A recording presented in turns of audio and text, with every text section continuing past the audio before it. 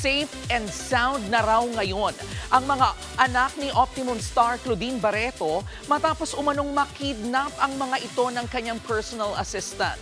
Kaya si Claudine focus na ulit sa kanyang kalusugan at trabaho. Nasa frontline na balitang yan, si MJ Marfori. Back to work at in high spirits na ulit ang Optimum star na si Claudine Barreto sa set ng kapatid action seryeng Totoy Bato. Kasunod yan ng nakakagulantang niyang live nitong weekend nang akusahan niya ang kanyang personal assistant na kinidnap ang kanyang mga anak. Tila may pasaring pa nga si Claudine. And you know who you are? Hindi ka talaga titigil hanggat di mo ko mabaliw o mapatay. Pero burado na ang video na yan sa social media at ayaw na rin pag-usapan ng aktres ang nangyari. The kids are safe. They're safe and they're with me. So, enough na muna. Medyo nakaka-worry talaga.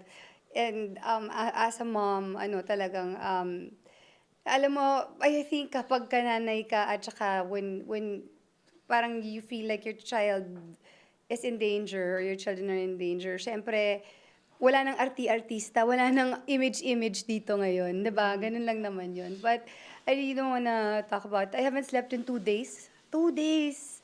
Sobrang, diba? Sobrang, what do you call this?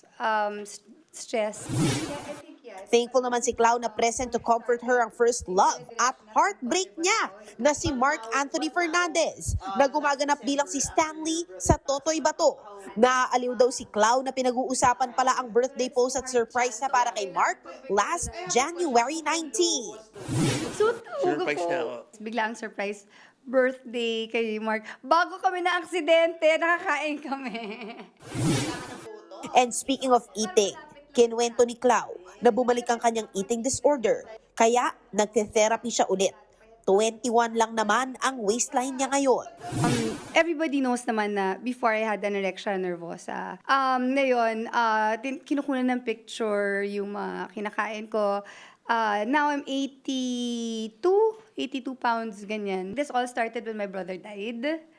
And then yung nagka-problema na my mom had an interview, tapos my mom got sick, and dire-diretso, I think that's what triggered the anorexia again inside of me. Mga kapatid, kung may kakilala kayo na may eating disorder o nangangailangan ng mental health intervention, tumawag lang po sa hotline na nakikita nyo sa inyong TV screen. But for Clau, form of therapy din ang work, kaya focus lang muna siya ngayon sa kanyang career at goal na magkaroon ng special show sa December para sa kanyang fans. Tumutok din tayo gabi-gabi sa kwento ni na Diamond at Stanley na parehong malalagay sa alanganin ng buhay dahil sa walang humpay na gantihan sa Totoy Bato sa Todo Max Primetime 5 pagkatapos ng Frontline Pilipinas. Nagbabalita mula sa Frontline. MJ Marfori, News 5.